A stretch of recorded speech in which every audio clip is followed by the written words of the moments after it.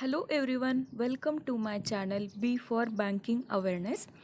Thank you so much तुम्ही मला पहिल्याच व्हिडिओला एवढा छान रिस्पॉन्स दिला.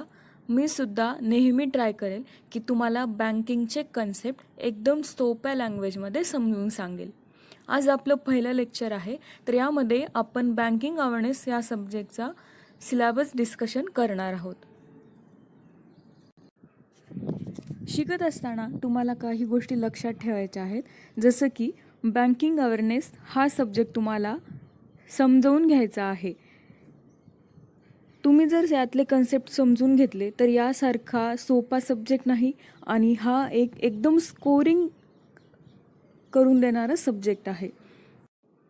सेकंड थिंग इज की तुम्हाला PDF फॉर्मॅटमध्ये याच्या नोट्स भेटणार नाही आहेत. मी तुम्हाला जेवढं पण काही शिकवेल ते तुम्ही स्वतःच्या लँग्वेजमध्ये तुमच्या नोटबुकमध्ये लिहून ठेवायचं आहे.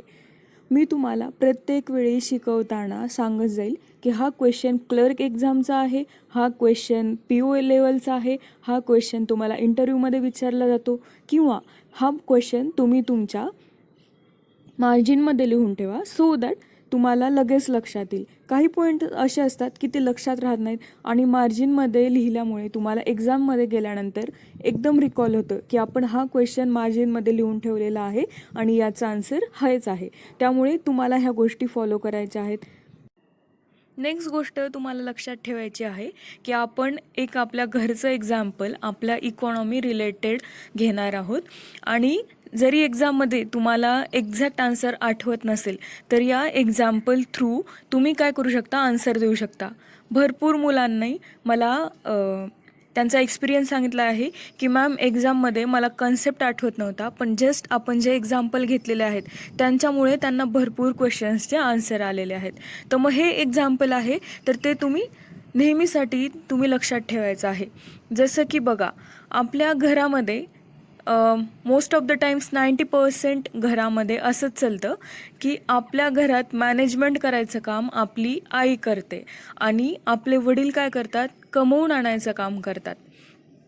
मग या केसमध्ये इकॉनॉमीशी रिलेटेड कसं करता येईल, तर बघा, RBIला आपण आपली आई म्हणायचं का, कारण आईच सगळं मॅनेजमेंट करते. इंडियन इकॉनॉमीमध्ये आपल्या देशाला, आपल्या देशाची इकॉनॉमी मॅनेज कोण करतं, RBI. मग त्यांना कमवून आणून कोण देतं, तर आपले वडील देतात. मग तर सेम कंडिशनमध्ये आपल्या इकॉनॉमीमध्ये बँकेमध्ये पैसा कुणाचा असतो, गव्हर्मेंटचा. तर मग अशा पद्धतीने आपल्याला हे एक्झाम्पल लक्षात ठेवायचं आहे. आणि या बँक्स कोण आहेत, तर आपण आहोत.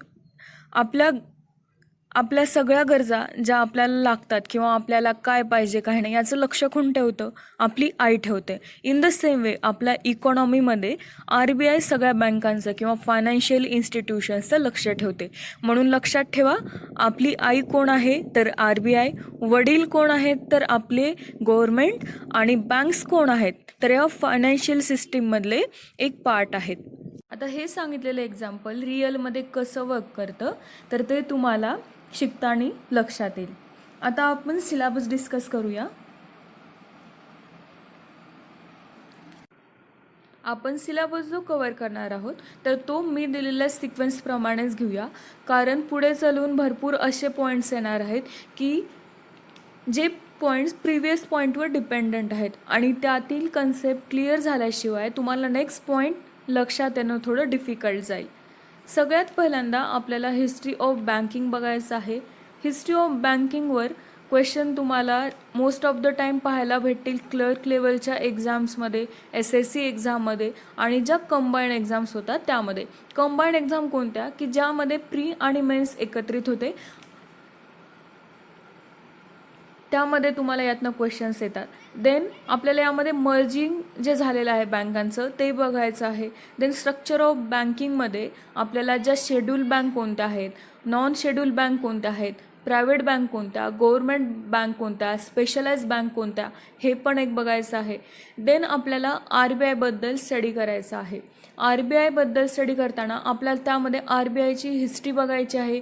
RBI इस्टॅब्लिश करण्याची गरज का पडली किंवा ह्याच्या मागचे रिझन्स कोणते, मग RBI इस्टॅब्लिशमेंट करण्यासाठी कोणती कमिटी आली होती, यावर क्वेश्चन्स येतात. याचं इनिशियल कॅपिटल काय होतं, यावर क्वेश्चन्स.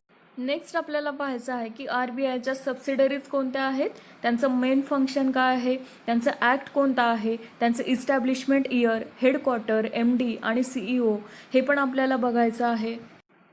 देन आपल्याला करन्सी प्रिंटिंग या टॉपिकवर स्टडी करायचे आहे, कारण या टॉपिकमधनं पण भरपूर क्वेश्चन्स येतात. जसं की बघा, ज्या नवीन नोट्स आपल्या सिस्टीममध्ये इंट्रोड्यूस झालेल्या आहेत तर त्यांचा कलर कोणता आहे किंवा त्यावर मोटिव्ह काय आहे यावर पण भरपूर वेळा क्वेश्चन्स विचारले जात आहेत. देन आपल्याला RBIचे फंक्शन स्टडी करायचे आहेत इन डिटेलमध्ये. नेक्स्ट आपल्याला RBIची मॉनिटरी पॉलिसी बघायची आहे, कारण यावर पण भरपूर वेळा क्वेश्चन्स विचारले जातात. जसं की मॉनिटरी पॉलिसी एका वर्षामध्ये किती वेळा येते किंवा मॉनिटरी पॉलिसीच्या कमिटीमध्ये किती मेंबर्स आहेत, मग त्यामध्ये RBI किती अपॉइंट करते किंवा गव्हर्नमेंट ऑफ इंडिया किती मेंबर्स अपॉइंट करते, मॉनिटरी पॉलिसीचे मेन ऑब्जेक्टिव्ह कोणते आहेत, जे की ग्रोथ अँड स्टॅबिलिटी. मग ही ग्रोथ आणि स्टॅबिलिटी मेंटेन करण्यासाठी मॉनिटरी पॉलिसी कशी वर्क करते हे पण आपल्याला बघायचं आहे. देन मॉनिटरी पॉलिसीमध्ये जे इन्स्ट्रुमेंट आहेत, लाईक डायरेक्ट इन्स्ट्रुमेंट आणि इनडायरेक्ट इन्स्ट्रुमेंट, जे की आपल्या इकॉनॉमीला कसं कंट्रोल करू शकतात ह्याच्याबद्दल पण पाहायचं आहे. डायरेक्ट इन्स्ट्रुमेंट्समध्ये तुम्हाला रिफायनान्स facility, CRR, SLR, priority sector lending याबद्दल आपल्याला स्टडी करायचं आहे. देन इनडायरेक्ट इन्स्ट्रुमेंटमध्ये आपल्याला repo rate, reverse repo rate, bank rate, MSF याबद्दल स्टडी नेक्स्ट पॉईंट आपण बघणार आहोत टाईप्स ऑफ बँकिंग. तर या टाईप्स ऑफ बँकिंगमध्ये मर्चंट बँकिंग काय आहे, इन्व्हेस्टमेंट बँकिंग किंवा युनिव्हर्सल बँकिंग, होलसेल बँकिंग ह्याबद्दल आपण डिटेलमध्ये स्टडी करणार आहोत. नेक्स्ट आपल्याला टाईप्स ऑफ ATM पाहायचं आहे. यावर पण एक्झाममध्ये भरपूर वेळा क्वेश्चन्स विचारले जातात. जसं की व्हाईट लेबल ATM काय आहेत, brown label ATM, green label ATM, orange label ATM असे भरपूर टाईप्सचे ATM आहेत. आपण त्याबद्दल पण स्टडी करणार आहोत.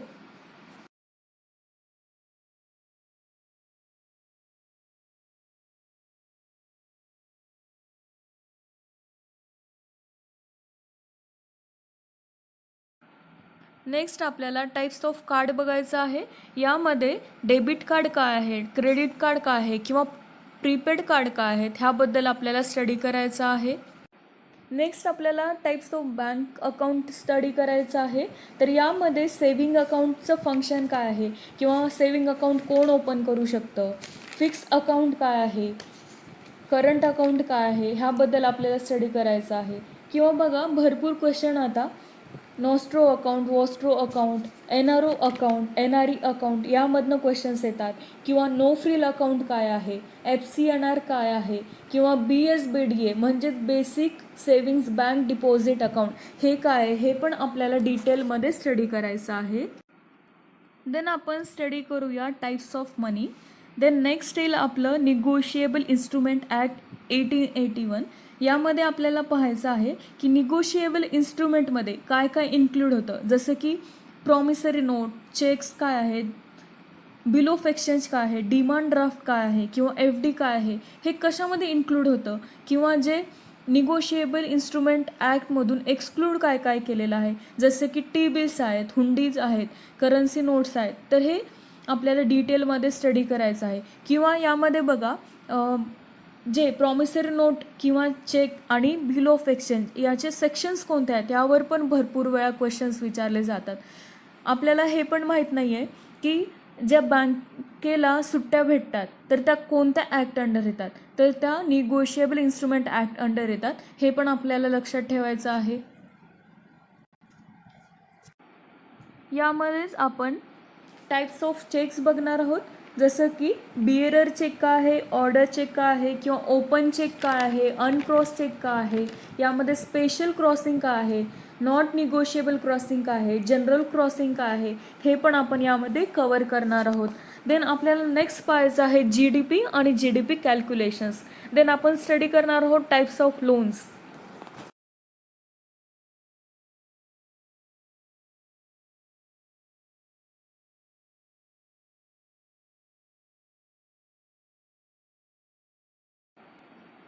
टाईप्स ऑफ लोनमध्ये आपल्याला टीजर लोन काय आहे, student loan, mortgage loan, personal loan असे भरपूर टाईप ऑफ लोन्स बघायचं आहे.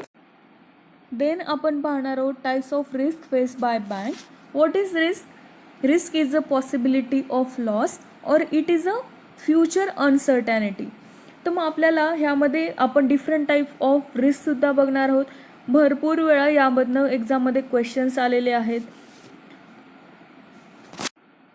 टाईप्स ऑफ रिस्कमध्ये आपण क्रेडिट रिस्क काय आहे, operational risk, market risk, liquidity risk, business risk, reputational risk असे भरपूर टाईप्सचे आपण रिस्क पाहणार आहोत.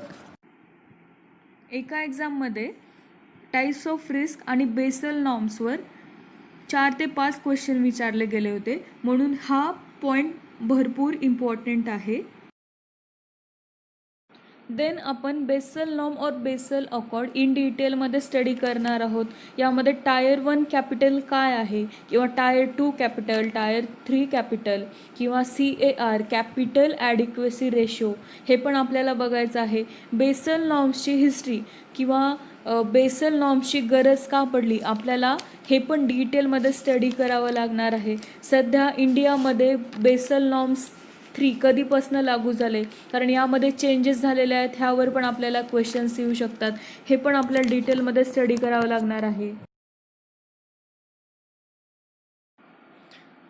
Priority sector lending, non performing asset, PCA, banking ombudsman आणि साफसाई ॲक्ट यावर सेबी आणि नाबार्ड यासारख्या एक्झाम्समध्ये भरपूर क्वेश्चन विचारले जातात. तर फर्स्ट रॅममध्ये आहे प्रायोरिटी सेक्टर लेंडिंग.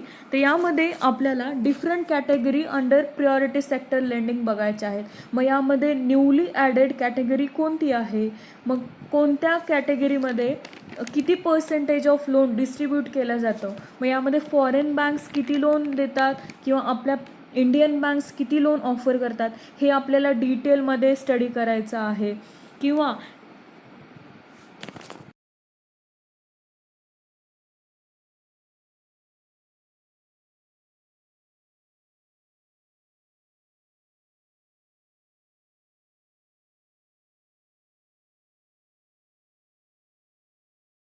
बँकेकडे जर कस्टमर येत नाही किंवा टार्गेट अचीव नाही झाले तर प्रायोरिटी सेक्टरच्या पैशांचं काय करायचं, तर RBIने त्यासाठी priority sector lending certificate introduce केलेले आहेत. त्याबद्दल पण आपल्याला स्टडी करायचं आहे.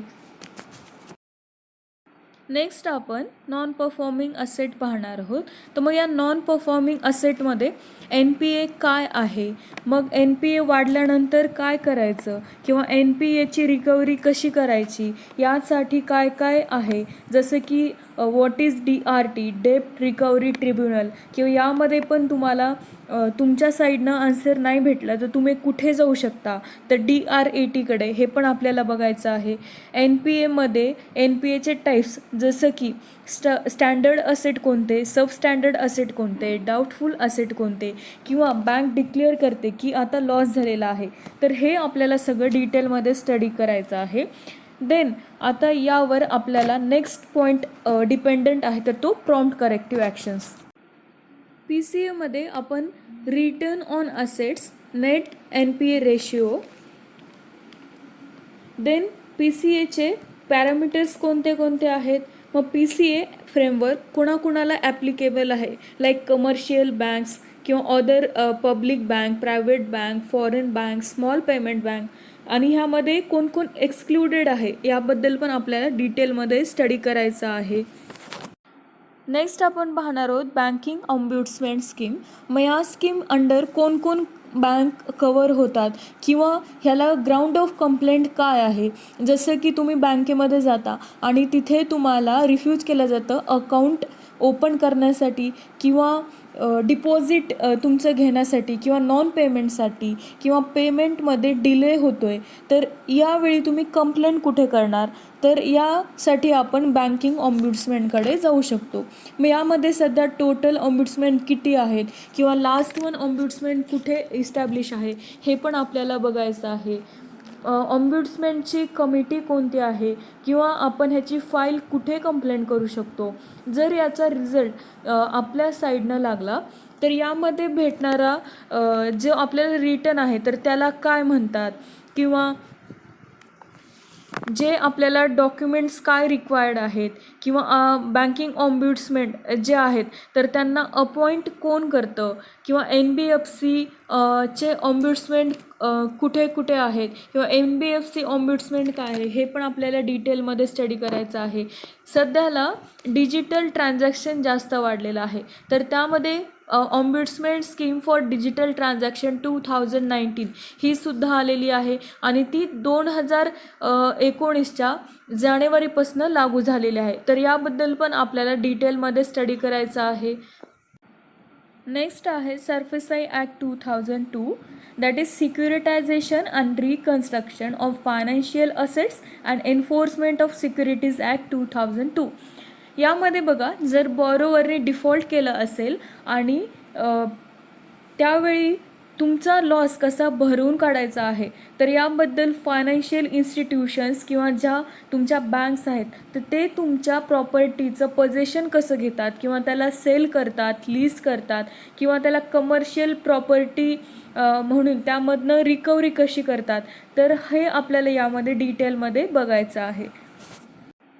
नेक्स्ट आपण पाहणार आहोत फायनान्शियल इन्क्ल्युजन. फायनान्शियल इन्क्ल्युजनची गरज आपल्या भारतामध्ये का पडली, ह्याची हिस्ट्री काय आहे, किंवा यामध्ये लीड बँक स्कीम काय आहे, नो फ्रिल अकाउंट किंवा BSBDA काय आहे हे आपल्याला पाहायचं आहे. नेक्स्ट आपण डिजिटल बँकिंगवर स्टडी करणार आहोत. लाईक NPCI काय आहे, मग त्यामध्ये त्याचे MD आणि CEO कोण आहेत, हेडक्वार्टर कुठे आहे, त्याचं मेन फंक्शन काय आहे हे आपल्याला स्टडी करायचं आहे. देन UPI, IMPS, भीम ॲप काय आहे, USSD काय आहे याबद्दल पण आपल्याला स्टडी करायचं आहे.